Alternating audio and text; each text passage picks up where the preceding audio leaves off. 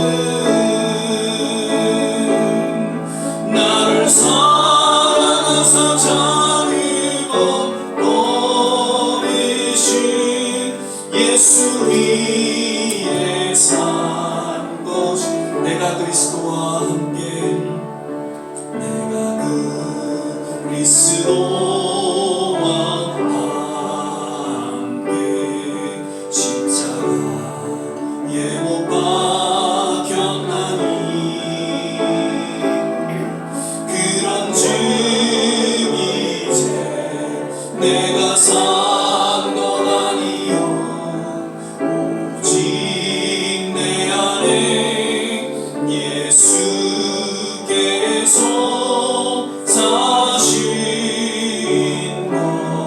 것이라. 이제 내가 육체 가운데 사는 것은 나를 사랑하사 자기를 버리신 예수 위에 산 것이라.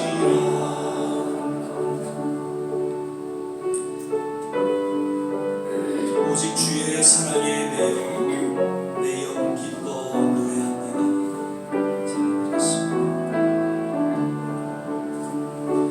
오직 주의 사랑에 매여 내 영 기뻐 노래합니다. 이 소망의 언덕 기쁨의 땅에서 주께 사랑드립니다. 오직 주의 임재 안에 갇혀 내 영 기뻐 찬양합니다. 이 소명의 언덕 거룩한 땅에서 주께 경배드립니다. 주께서 주신 모든 은혜 나는 말할 수 없네. 내 영혼 즐거이 주 따르렵니다. 주께 내 삶들이 한 번 더 고백하겠습니다. 오직 주의 사랑에 매여 내 영 기뻐 노래합니다. 이 소망의 언덕 기쁨의 땅에서 주께 사랑드립니다. 오직 주의 임재 안에 갇혀 내 영 기뻐 찬양합니다. 이 소명의 언덕 거룩한 땅에서 주께 경배드립니다. 다같이 일어나 찬양하겠습니다. 주께서 주신 모든 은혜 나는 말할 수 없네. 내 영혼 즐거이 주 따르렵니다. 주께 내 삶들이 주께서 주신 모든 은혜 주께서 주신 모든 은혜 나는 말할 수 없네. 내 영혼 즐거이 주 따르렵니다. 주께 내 삶드립니다. 우리 이 시간에 같이 한번 합심해서 기도하기를 원합니다. 참으로 지난 모든 삶의 여정 하나님의 은혜 가운데 여기까지 왔음을 우리는 고백하지 않을 수 없습니다. 이제 우리의 남은 생에도 하나님 붙잡아 주시고 하나님 함께하여 주셔서 정말 아름다운 우리 노년의 삶이 되게 하시고 또 우리의 남은 생애가 되게 하여 주시옵소서. 오늘도 이 예배 가운데 하나님 말씀하여 주시고 또 이 예배를 통하여 하나님의 놀라운 치유와 회복을 맛보게 하여 주옵소서. 우리 같이 한번 합심해서 기도하겠습니다. 할렐루야. 좋으신 아버지 하나님, 오늘도 이 예배 가운데 주님 함께 하심을 믿고 감사를 드립니다. 하나님, 참으로 우리의 지난 모든 삶의 여정 속에 힘들고 어렵고 고통스러운 그런 순간순간들이 있었지만 그럼에도 불구하고 하나님 우리를 지켜봐여 주시고 늘 그와 인간의 함께하여 주셔서 여기까지 하나님 올 수 있었음을 인하여 주님 앞에 감사하고 주님의 은혜였음을 우리는 고백하지 않을 수 없습니다. 평생에도 주님께서 붙잡아 주신 줄 믿습니다. 하나님 정말 아름답고 하나님의 기뻐하시는 그런 우리 남은 본인의 삶이 되게 해주시고 우리의 남은 생애가 되게 하여 주시옵소서. 오늘도 드려지는 이 예배를 통하여 하나님의 놀라운 은혜를 맛보게 하시고 하나님의 놀라운 치유와 회복을 맛보게 하여 주시고 하나님의 거룩한 임재 가운데 나아가 하나님의 영광을 하나님의 우리가 오래된 인생 주님 앞에 아름답게 또 헌신하는 귀한 시간 되게 하여 주시옵소서. 오 하나님 이 시간 우리 하나님과 주옵소서. 오늘 예배 가운데 말씀하여 주시옵소서. 예수의 주님 나라 고백할 수 하나님 귀한 시간 되게 하옵소서. 할렐루야 하나님 감사합니다. 주님을 찬양합니다. 주님을 경배합니다. 주의 이름을 높여드립니다. 할렐루야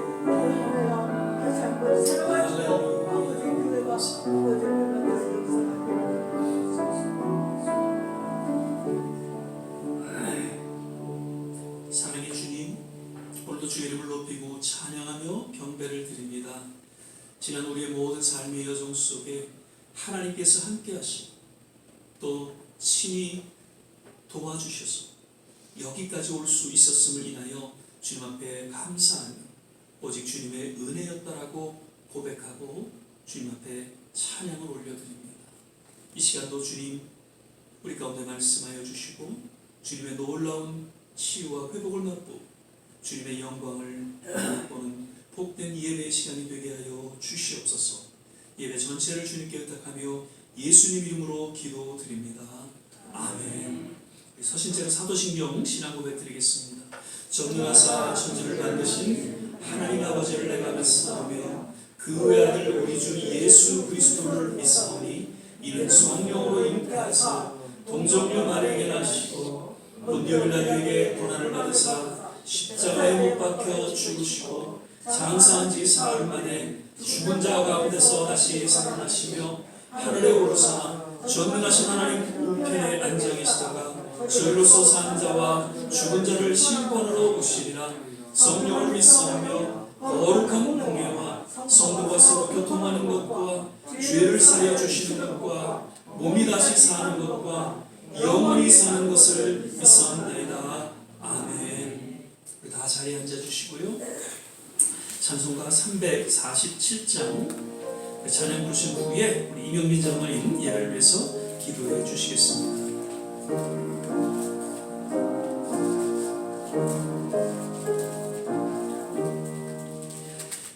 겸손히 주를 섬길 때 괴로운 일이 많으나 구주여 내게 힘 주사 잘 감당하게 하소서. 인자한 말을 가지고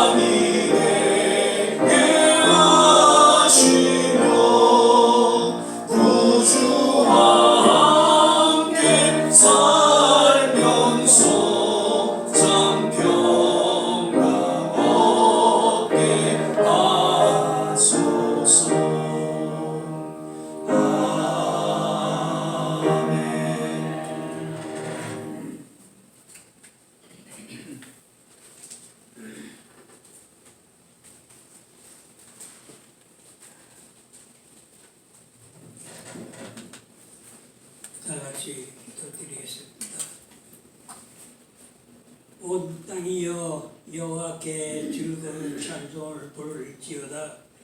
기쁨으로 여호와를 섬기며 노래하며 그 앞에 나갈지어다. 여호와는 우리 하나님 줄 너희는 알지어다.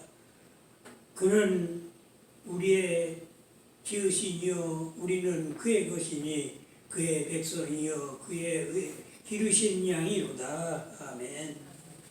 사랑과 자비가 풍성하신 하나님 아버지, 다윗의 시처럼 지금도 살아계셔서 온 인류의 모든 역사를 주관하시며 관찰하시는 하나님 아버지, 당신의 전능하신 섭리를 찬양하며 영광을 올려드립니다. 주님, 유수와 같은 세월이라 하였는데 어느덧 삼복더위도 다 지나가고 불과 일주일 후에는 우리 민족의 명절인 추석을 맞이하게 되었고, 들녘에는 오곡백화가 무르익어가는 좋은 계절을 맞게 하시니 이 모든 것이 오직 하나님의 놀라우신 솜씨로 역사하신 그 섭리에 그저 감탄하고 감사할 따름입니다.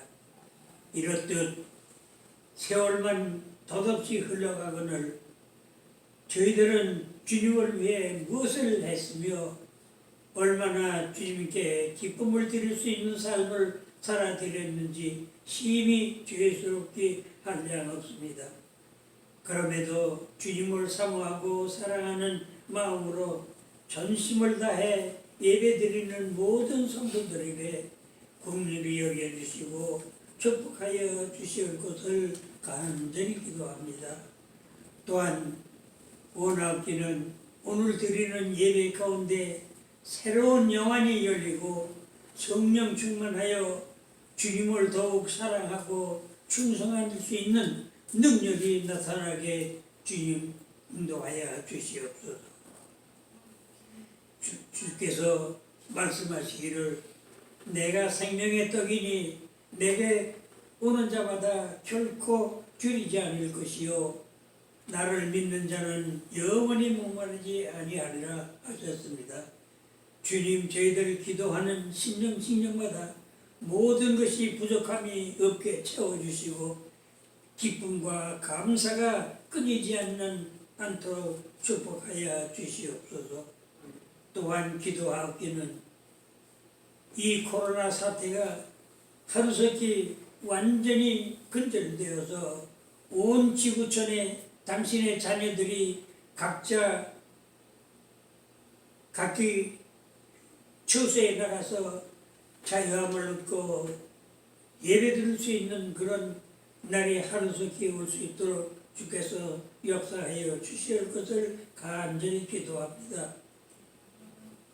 이제 주의 종을 통하여 선포되는 주의 말씀이 이곳에 나와 예배드리는 모든 성령들이나 각 처소에서 영상을 통해 말씀을 경청하는 신령들이나 다 같이 성령 충만, 은혜 충만, 감사가 넘치는 이 한 시간 될 수 있도록 주여 도와주시옵소서.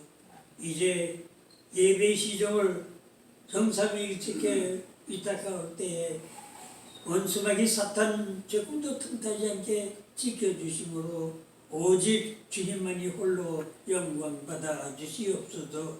이 모든 말씀을 우리 주 예수 그리스도의 이름 받들어서 감사하며 기도드렸사옵나이다. 아멘.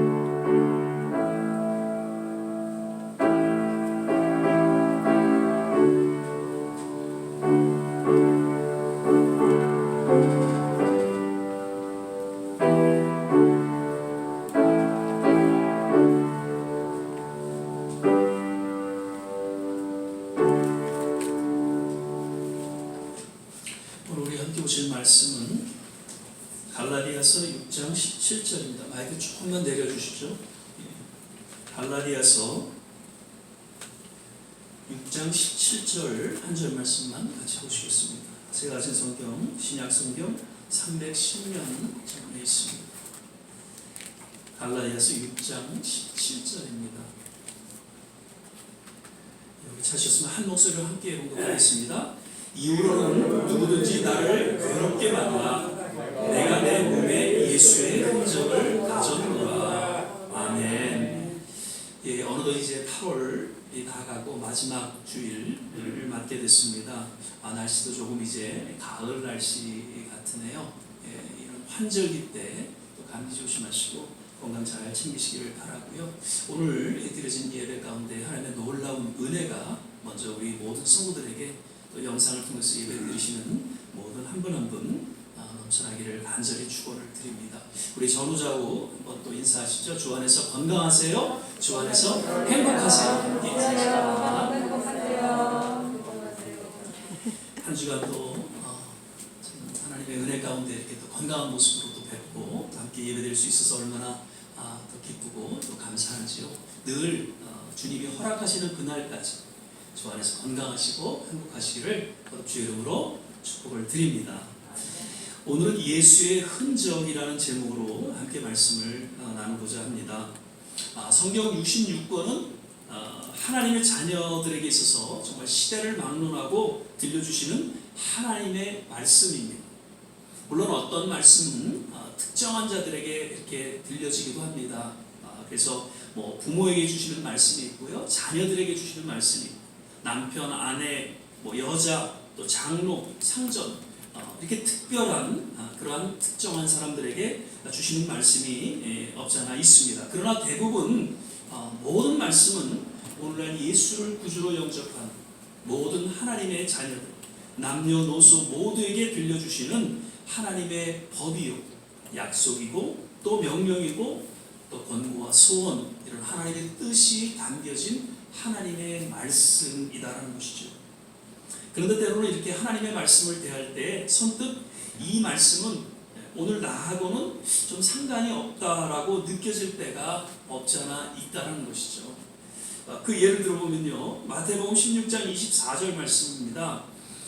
예수께서 제자들에게 이르시되 아무든지 나를 따라오려거든 자기를 부인하고 자기 십자가를 지고 나를 좇을 것입니다. 이 말씀을 대할 때에 이 말씀은 2000년 전에 예수님의 제자들에게 예수님께서 하신 말씀이지 오늘날 나하고는 그렇게 그닥 관계가 없지 않는가. 왜냐하면 이 말씀이 부담이 됩니다. 나를 부인해야 된다, 십자가를 져야 된다, 이것이 부담이 되니까 이 말씀은 나하고는 관계가 없다라고 생각하면서 생활하는 그리스도인들이 없잖아 있다는 것이죠. 요한복음 21장 17절 말씀에도 조금 울리는데 마이크 조금만 더 줄여주시죠. 베드로에게 한 말씀이죠. 부활하신 후에 내가 나를 사랑하느냐 3번 질문을 하시잖아요. 그때 베드로가 고민하면서 내가 주님을 사랑합니다라고 고백하죠. 그때 예수님께서 하시는 말씀은 내 양을 먹이라, 내 양을 치라, 이렇게 말씀하시죠. 사실 이 말씀도 언뜻 받아들이기에는 쉽지 않은 말씀이죠. 왜? 주님을 사랑한다고 고백은 우리가 하지만 정말 주님의 양을 먹이고 주님의 양을 치라는 이 말씀에는 조금 부담이 되기 때문에 이 말씀은 역시 베드로에게 하신 말씀이지 나하고는 상관이 없다라고 또 우리가 여겨질 때가 있다는 것이죠. 빌립보서 3장 7절 8절 말씀도 무엇이든지 내게 유익하던 것을 내가 그리스도를 위하여 다 해로 여길 뿐더러 또한 모든 것을 해로 여김은 내 주 그리스도 예수를 아는 지식이 가장 고상함을 인합니다. 내가 그를 위해 모든 것을 잃어버리고 배설물로 여김은 그리스도를 얻었다. 사도 바울의 고백이죠. 이 역시 세상 것을 완전히 내려놓지 못하고 그리고 세상의 지식을 인정하는 이 세대 가운데 속에서 이 사도 바울의 고백과 같이 우리가 살아가지 못할 때가 없지 않아 있다는 것이죠.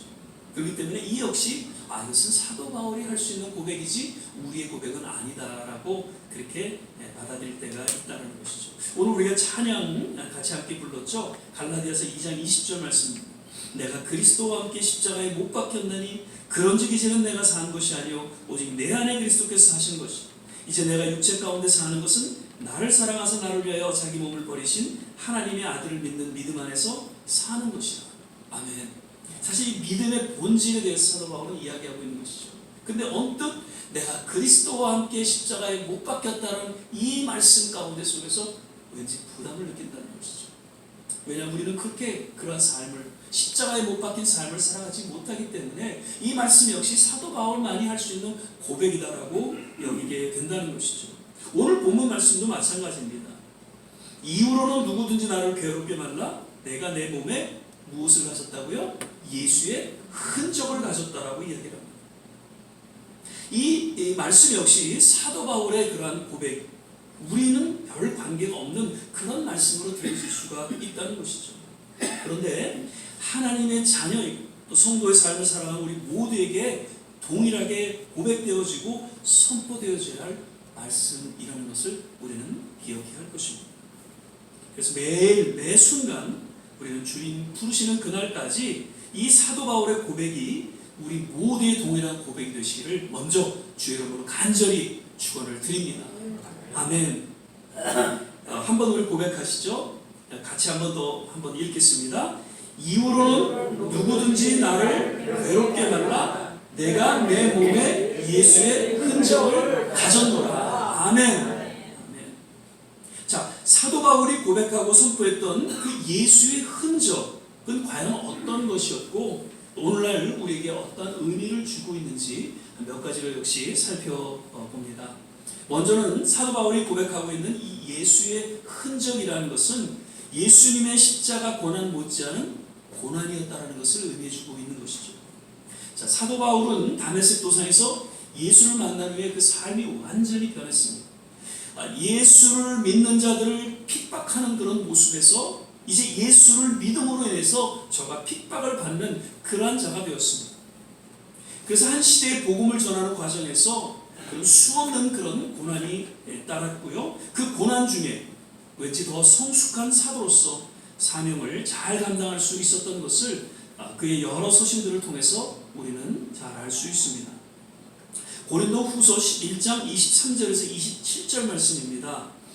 저희가 그리스도의 일꾼이냐 정신없는 말을 하거니와 나도 더욱 그러하도다. 내가 수고를 넘치도록 하고 옥에 갇히기도 더 많이 하고 매도 수없이 맞고 여러 번 죽을 뻔하였으니 유대인들에게 40에 하나 강한 매를 5번 맞았으니 3번 태장으로 맞고 1번 돌로 맞고 3번 파선하는데 일주야를 기품에서 지냈으며 여러 번 여행의 강의 위험과 강도의 위험과 동족의 위험과 이방인의 위험과 신의 위험과 광야의 위험과 바다의 위험과 거짓 형제 중의 위험을 당하고 또 수고하며 애쓰고 여러 번 자지 못하고 줄이며 목마르고 여러 번 굶고 춥고 헐벗었노라.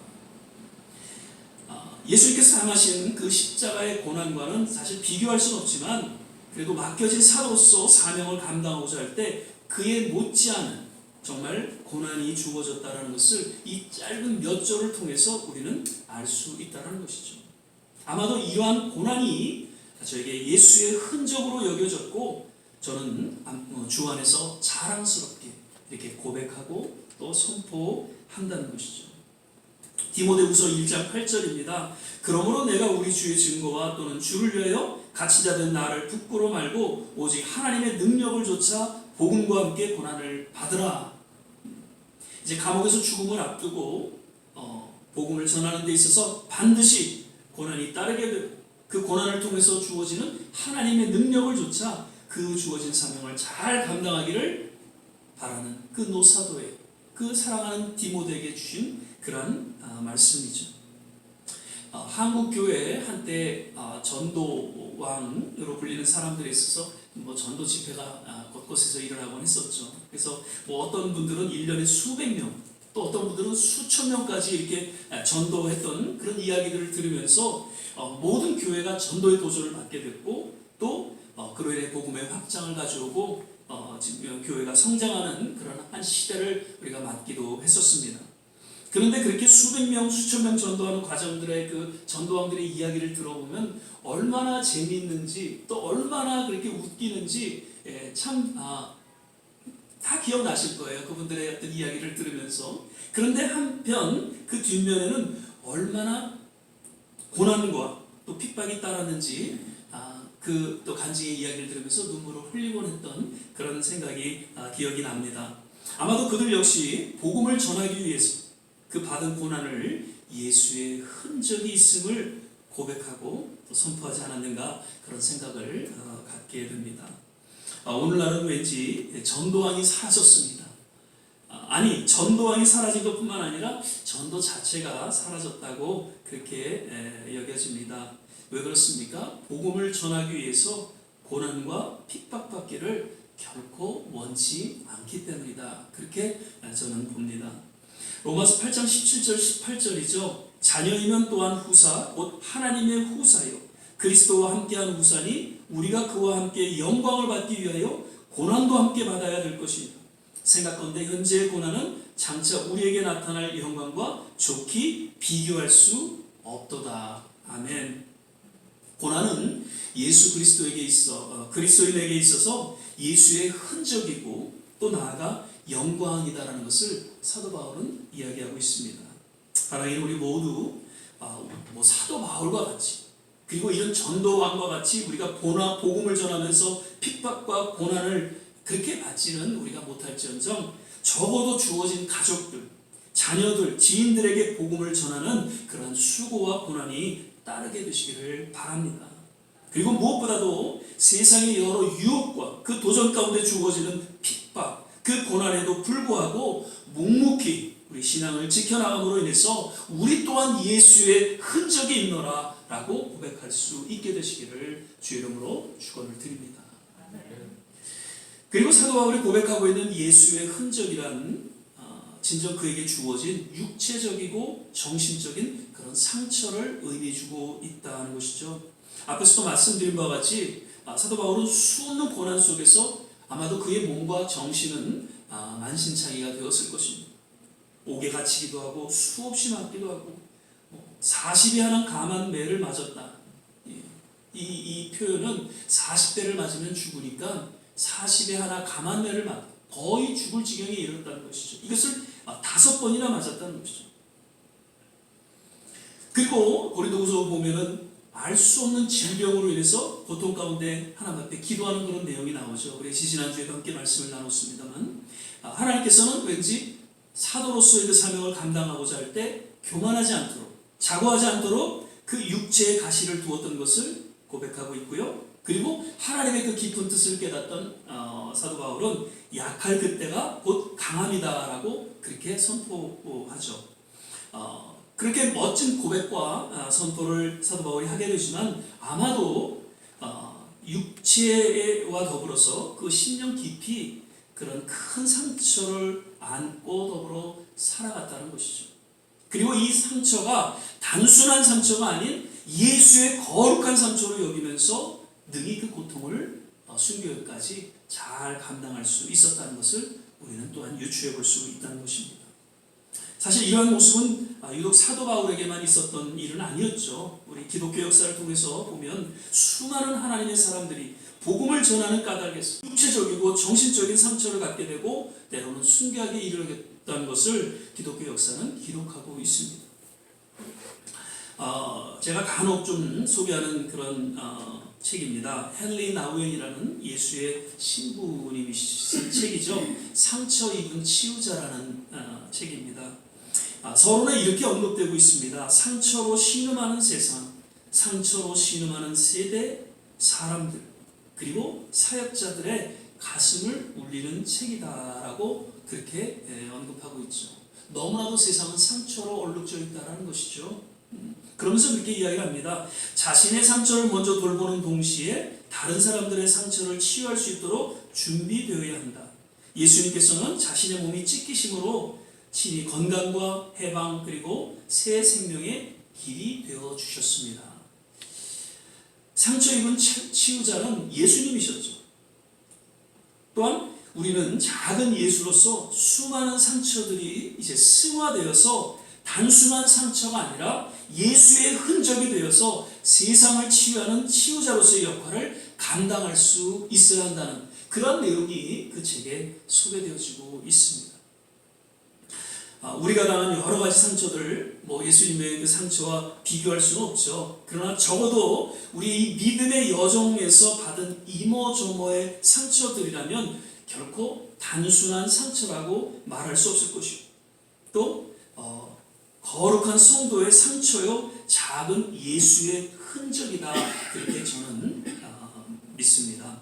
다만 그러한 상처를 그냥 단순한 상처로 여기고 상처에서 벗어나지 못한 삶을 살아간다면 정말 그 상처는 무의미한 상처로 존재하고 계속해서 그 상처로 인해서 아파하고 힘들어할 것입니다. 그 상처는 세상에 아무런 영향을 주지 못할 것이고 오히려 자신과 그리고 가족과 또 주위에게 계속된 상처를 주며 살아가게 될 것입니다. 제가 그 심패티라는 영어 단어와 또 임패티라는 영어 단어 이야기를 간혹 하곤 합니다. 똑같은 동정하다라는 그런 뜻이죠. 그런데 이 심패티라는 단어, 그 다음에 임패티라는 단어 한 예를 들어서 제가 좀 설명해 드리게 되는데, 아들을 교통사고로 잃은 한 어머니, 그래서 장례 예배를 이제 치르면서 목사님이 정말 잘 준비해서 그 설교를 하고 그렇게 그 어머니를 위로를 합니다. 그런데 이 어머니에게는 그렇게 큰 위로가 되지 못하죠. 아들을 잃었는데요. 아무리 기도하고 아무리 좋은 말씀을 한다 할지라도 그렇게 큰 위로는 되지는 않는 것 같습니다. 여러 많은 분들이 그 어머니의 손을 잡고 여러 말로 위로를 합니다. 그런데 모든 분들이 다 지나가고 어느 한 권사님이 아무 말도 안 하세요. 그냥 그 어머니에게 어깨를 손을 대고 그리고 그냥 침묵한 그 순간인데 이 어머니는 왠지 흐느끼면서 큰 위로가 되고 또 큰 힘이 되었다라고 나중에 이야기를 합니다. 알고 보니까 그 권사님은 일전에 아들을 잃은 그 권사님이셨어요. 그러니까 아들을 잃은 아픔이 어떠하다는 것을 너무나도 잘 알고 있기 때문에 그냥 손만 얹어도 그 어머니에게는 위로가 됐다는 것이죠. 자, 심패티하고 임패티는 이런 차이가 있다는 것입니다. 심패티는 그 목사님의 설교, 또 여러 많은 말로 위로하는 그 위로, 동정, 이것은 심패티입니다. 그러나 임패티는 내가 아파, 내가 정말 경험했던 그 위로, 그 동정, 이것이 임패티라는 것이죠. 사도 바울의 메시지가 오늘날 우리에게 위로가 되고 치유가 되는 것은 그에게는 이 거룩한 상처가 있었기 때문이고 예수의 흔적이 있는 하나님의 음성으로 들려지기 때문이라는 것이죠. 우리에게 주어진 여러 상처들을 정말 그냥 상처로 두고 우리가 아파하고 힘들어하고 그로 인해서 우리가 원망하고 불평하기보다는 정말 거룩한 하나님의 상처로 승화시켰습니다. 오히려 그 아픔과 상처로 인해서 힘들어하는 가족들과 자녀들과 그리고 세상을 위로하는, 세상을 치유하는 상처 입은 치유자가 되시기를 바랍니다. 그리고 오늘 이 사도 바울의 고백과 같이 예수의 흔적이 있다라고 고백하고 선포할 수 있게 되시기를 간절히 주 이름으로 축원을 드립니다. 마지막으로 그토록 사도 바울이 고백하고 있는 예수의 흔적이란 그 헬라어 원어를 보면 조금 더 우리가 또 짐작할 수 있습니다. 헬라어는 그 스티그마라는 뜻인데요, 낙인이라는 뜻입니다. 아까 스티그마라는 이 단어는 쇠인장을 불에 달고서 자기 소유, 짐승이나 또 노예들에게 이 화인을 찍는다는 것이죠. 그런 의미를 담고 있는 것이 이 흔적, 스티그마라는 뜻입니다. 그러니까 사도 바울은 지금 이 스티그마라는 단어를 사용해서 예수의 흔적을 지녔다고 고백하고 있는데 이것은 철저하게 자기는 예수의 종이다, 예수의 노예라는 그 자신의 신분과 그 정체성에 대해서 그 신앙을 고백하고 선포하고 있다라는 것이죠. 사도 바울은 로마서 또 빌립보서 그 앞부분에 이렇게 자신에 대해서 소개하고 있는 것을 보게 됩니다. 로마서 1장 1절이죠. 예수 그리스도의 종 바울은 사도로 부르심을 받아 하나님의 복음을 위하여 택정함을 입었습니다.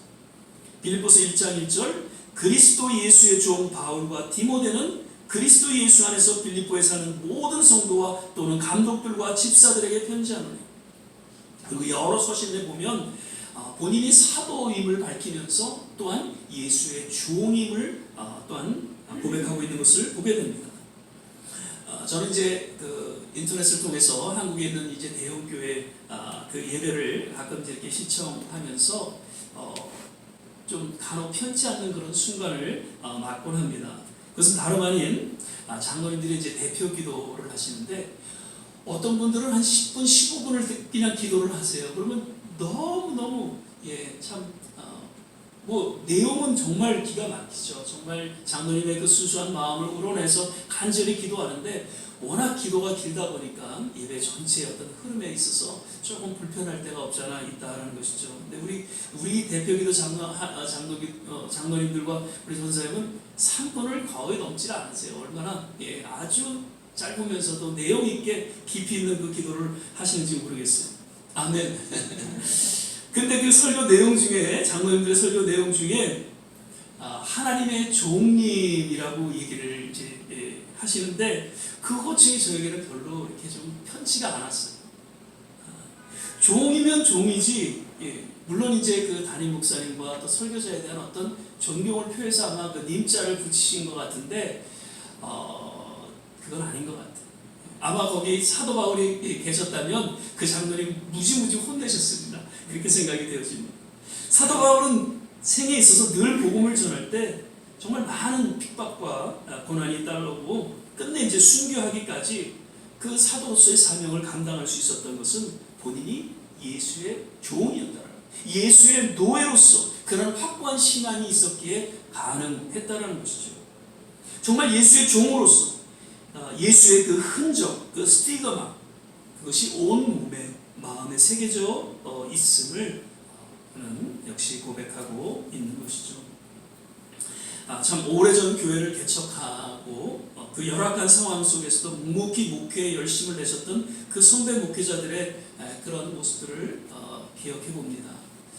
참 70년대, 60년대 지나서 정말 어려운 가운데 교회를 개척하고 또 목회에 임하셨던 그 목사님들, 그분들의 그 신앙 고백이 동일한 신앙 고백이 있다면 먼저는 이런 고백이 아니었나 이렇게 생각이 되어집니다. 예수 그리스도의 종된 나 누구누구 목사는, 이러한 고백이 그들에게 있지 않았겠는가. 그래서 예수님의 종이었기 때문에 그 열악한 상황 속에서도 내 뜻대로 내가 원하는 대로 살지 않았고 그저 주인 되신 예수 그리스도 그 명령대로 순종하며 또한 목회에 임하셨다는 것이죠. 얼마 전에 어느 한 장로님과 얘기를 나누면서 코로나에서 목회를 하셨던 고 김일광 목사님의 이야기를 들었습니다. 그분은 한국에서 신림동인가 봉천동인가에서 한 1,500명 넘게 목회를 하셨다고 그래요. 목회를 잘하고 계시고 또 부흥사로서 또 이렇게 인정을 받으셨던 분인데, 이분이 기도하시다 말고 하루아침에 뉴욕에 가서 교회를 개척해야 되겠다고 그러고서는 떠나신다고 교회에 이제 이렇게 얘기를 하고 가족들에게도 얘기해요. 도무지 받아들일 수 없는 그런 상황이었죠. 아니 지금 목회 잘하고 계시고 교회가 계속 성장하고 있는데 갑자기 뉴욕에 가신다고 하니까 다들 놀라셨죠. 뭐 사모님도 전혀 준비도 되지 않고. 그런데 정말 이분이 그렇게 얘기를 하시고 그리고서 바로 뭐 그 장로님이 얘기로는 007 가방 하나 들고서는 이 뉴욕에 오셨다고 해요. 그 사모님도 얼떨결에 이제 같이 따라오신 거죠. 그러고서 이 코로나 지역에 교회를 개척하셨어요. 그리고서 교회가 정말 성장하고 지금은 이제 돌아가셨고 그 후임 목사가 이제 리들렉의 친구 교회로 이제 이렇게 이름을 바꿔서 지금 목회를 잘 하고 있습니다만, 그런 교회가 성장하고 또 교회가 정말 그렇게 하나님 은혜 가운데 부흥하는 모습들을 보면서 가족들도 비로소 그 목사님을 이해할 수 있었고, 그리고 한국에 있는 교회들도 또 새롭게 그 목사님을 존경할 수 있었다라고 합니다. 그러니까 그 목사님은 예수 그리스도의 종이라는 것이죠. 그래서 모든 가진 기득권을 다 내려놓고 주인의 명을 조차 그냥 순종했다. 정말 착하고 충성 그런 종이다라는 것을 그 생애를 통해서 잘 드러내주고 있는 것이죠. 그 역시 예수의 흔적을 가진 하나님의 사람이었다고 그렇게 믿습니다. 우리 교회를 섬기는 저를 비롯해서 우리 목사님들 또 전도사, 장로님, 권사님, 집사님, 모든 성도님, 우리 모두는 하나님의 종이라는 것을 꼭 기억할 수 있기를 바랍니다. 종이기에 내 마음 내 뜻대로 우리가 하지 아니하고 오직 주인 되신 하나님의 뜻대로 우리는 충성하고 헌신에 임하는, 그래서 예수의 흔적이 드러나고, 그리고 정말 주님 보시는 그날에 나의 삶에 예수의 흔적이 있노라라고 고백할 수 있는 우리 모든 한 분 한 분 되시기를 거듭 주의 이름으로 축원을 드립니다. 말씀을 맺겠습니다. 오늘 본문 말씀을 통해서 사도 바울은 자기의 몸에 예수의 흔적이 있다고 고백하고 있습니다. 그의 생에 복음을 전하기 위해서 수많은 핍박과 고난이 있었음을 그것은 드러내주고 있고, 무엇보다도 몸과 마음 깊이 여러 상처가 있었다는 것을 그는 고백하고 있는 것이죠. 오직 주님을 위해 받게 된 마치 훈장과도 같은 예수의 흔적이 있다는 것이죠. 그러면서 그토록 복음을 위해서, 교회를 위해서 순교까지 희생을 아끼지 않았다는 것은 오직 예수 그리스도를 주인으로 모시고 종된 자신의 그 모습을 역시 고백하고 선포하고 있는 그러한 말씀이죠. 오늘 이러한 사도 바울의 고백이 우리의 동일한 고백이 되기를 간절히 바라고요. 주님 허락하시는 그날까지 정말 예수의 흔적이 있는 거룩한 성도의 삶을 살아가시기를, 굳건한 믿음의 여정을 걸어가게 되시기를 주 이름으로 간절히 축원을 드립니다. 기도하겠습니다. 사랑의 주님, 예수의 흔적이 있노라고 고백했던 사도 바울의 이 고백이 우리의 동일한 고백이 되기를 원합니다. 늘 주님 앞에 설 때 부족하고 연약한 모습이지만 그럼에도 불구하고 예수로 인하여 우리가 고난받고 예수로 인한 상처가 오히려 승화되어서 세상을 치유하는, 오직 예수의 종으로서 삶을 살아갔다라고 고백하는 예수의 흔적이 있는 하나님의 권속들 다 되게 하여 주시옵소서. 감사하고 예수님 이름으로 기도드립니다. 아멘. 이 시간에는 찬송가 348장 1절 찬양 드리시면서 준비하신 예물 하나님 앞에 드리도록 하겠습니다.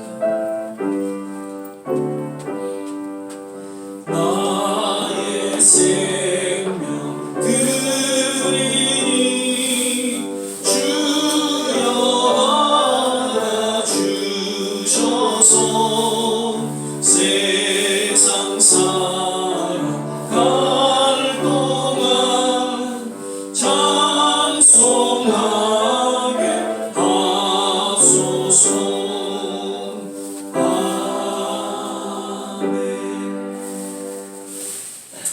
한 가지 또 소식을 또 말씀을 드립니다. 계속해서 우리 말씀 묵상, 성경 읽기, 새벽 기도, 또 주님과 함께하는 그런 시간 되시기를 부탁을 드리고요.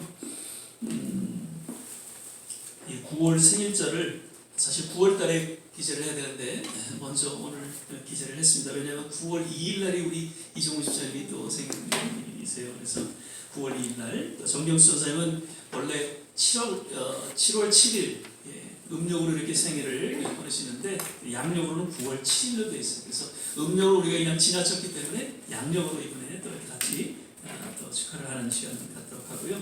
박금남 권사님이 9월 16일 이렇게 또 생일자 축하를 드리고요. 그리고 성찬 예배가 사실은 매월 초에 드리는데 두 번째 주로 이렇게 좀 연기를 했습니다. 그래서 이번 9월 초가 이제 또 레이버데이 또 연휴가 있어서 이렇게 좀 휴가를 가시는 분들도 좀 계시는 것 같아요. 그래서 우리 한장로님도 개인적인 또 사정이 있어서 오늘도 못 오셨는데 그날도 아마 좀 시간이 여의치 않으시고, 우리 조 목사님도 늘 그냥 수고하시고 그러는데 아마 그 기간에 조금 이렇게 가족들하고 휴가를 가지신다고 그러세요. 그래서 잘 또 좋은 안식의 시간이 되시기를 바라고요. 또 계획이 있으신 분들은 가족들과 함께 좋은 휴식할 수 있는 그런 시간이 되시기를 바라고요. 그리고 거듭 이제 환절기 이때가 참 위험합니다. 그래서 낮에는 아직도 덥지만 아침 저녁으로 좀 쌀쌀하니까 감기 꼭 조심하시고요. 그리고 건강 잘 또 챙기실 수 있기를 바랍니다. 계속해서 우리 모든 한 분 한 분 늘 주님 안에서 건강 잘 유지할 수 있도록 또 함께하지 못한 우리 성도님들 연락 주시고요, 기도해 주시기를 부탁을 드립니다. 이제 우리 다 자리에서 일어나셔서 248장입니다. 시온의 영광이 빛나는 아침 1절 부르시고 주신 말씀 생각해서 합심해서 한번 기도하고 축도로 예배를 마치겠습니다. 시온의 영광이 빛나는 아침 어둡던 이 땅이 밝아오네 슬픔과 애통이 기쁨이 되니 시온의 영광이 비춰오네 아멘. 우리 주신 말씀 생각해서 같이 한번 합심해서 기도하기를 원합니다. 사도 바울의 이 고백이 우리의 동일한 고백이 되기를 원합니다. 이제 주님 부르시는 그날까지 우리의 남은 생에 오직 예수의 흔적이 있음을 고백하고 또 선포할 수 있는 그러한 삶을 우리가 살게 하여 주시옵소서. 고난이 있지만 그 고난을 통해서 더 성숙한 하나님의 사람으로 하나님께서 인도하신다는 것을 우리가 믿고, 또한 상처로 인해서 우리가 힘들었지만 그 상처가 승화되어 상처 입은 치유자로서 하나님께서 인도하신다는 것을 역시 우리는 기억하고, 무엇보다도 예수님의 종으로서 내 뜻대로 내 원대로 살아가는 것이 아니라 오직 주님의 영광을 위해 주님의 뜻 가운데 순종하며 믿음으로 살아가는 우리의 삶이 되게 하여 주옵소서. 우리 위기 가운데 놓여 있는 우리 조국을 그리고 이 땅을 기억하여 주시고, 우크라이나 및 모든 선교지마다 주님께서 함께하여 주옵소서. 우리의 자녀들, 우리의 성도들을 기억하여 주옵소서. 우리 이런 내용을 같이 한번 합심해서 기도하겠습니다. 할렐루야. 좋으신 아버지 하나님, 오늘도 이 예배 가운데 주님 함께하여 주심을 인하여 감사, 찬양과 영광을 올려드립니다. 하나님, 예수의 흔적이 있노라 라고 고백했던 이 사도 바울의 고백, 참으로 수없는 그 핍박과 고난 중에도 오직 예수 그리스도만을 증거하며 또한 그 사도의 사명을 감당했던 사도 바울을 우리는 기억합니다. 수많은 상처들이 있었지만 그 상처로 인해서 아파하고 원망하기보다는 오히려 승화되어서 상처 입은 치유자로서 예수님의 그 뒤를 쫓아 온전한 치유의 역사를 이루었던 그 사도 하나님, 우리 또한 이 상처로 힘들어하고 세상을 치유하는 그런 치유자로서의 역할을 감당하기 부족한 일을 하여 주옵소서. 주님을 주인으로 모시고 오직 주님으로서 맡겨진 사역을 잘 감당할 수 있도록 주님께서 우리 모든 흔들함을 붙잡아 주시고 함께해 주십니다. 위기 가운데 놓이는 우리 조국을 위해서 기도합니다. 하나님, 다시금 또 새롭게 하나님 세워진 그 지도자들이 하나님 그 지난 아픔을 당하지 않도록 바로 서게 하여 주시고 정직하게 하여 주시고 정말 국민들을 생각하는 그런 지도자들로서 하나님께서 저들의 마음을 주장하시고 인도하여 주시기 원합니다. 이 미국 땅에도 하나님 함께하여 주시고 전쟁 가운데 놓인 우크라이나 평화가 임하게 도와주옵소서. 모든 선교지마다 함께하여 주시고 우리 성도님들 어디에 계시든지 일일이 기억하여 주시고 하나님께서 조선을 축복하여 주시옵소서. 할렐루야. 하나님 감사합니다. 하나님 아버지 보시지 않고 죽었는데 하나님 무적을 받았사오니 아버지 하나님 사랑의 주님 감사합니다. 오늘도 이 예배 가운데 주님 함께하여 주시고 우리에게 말씀하여 주심을 인하여 감사하고 더욱 우리의 남은 생에 정말 예수의 흔적이 있노라라는 동일한 고백을 하며 주 앞에 충성하며 헌신된 삶을 또한 살게 하옵소서. 오늘도 마음의 정성을 담아 주님 앞에 귀한 물질들 드리는 손길 일일이 기억하여 주시고 하나님께서 축복하여 주옵소서. 이 자리에 함께하지 못한 우리 모든 성도님들 어디에 계신지 동일한 은혜로 함께하여 주시고 특별히 육신의 연약한 마음의 상함으로 힘들어하는 우리 모든 가족들, 자녀들 주님의 놀라운 치유의 손길로 임하여 주시옵소서. 이제는 우리 주 예수 그리스도의 은혜와 하나님의 무한하신 사랑, 성령의 내리통 충만케 하시고 오늘 주님 앞에 다시 한번 우리의 신앙을 고백하며 예수의 흔적이 있노라고 주님 앞에 새롭게 다짐하는 모든 한 번 한 번 머리머리 위에 가정과 자녀와 산업과 기도하는 모든 일들 위에 그리고 두고 온 조국과 이 땅 특별히 우크라이나 땅 위에 지금부터 영원토록 함께 하시기를 간절히 축원하옵나이다. 아멘.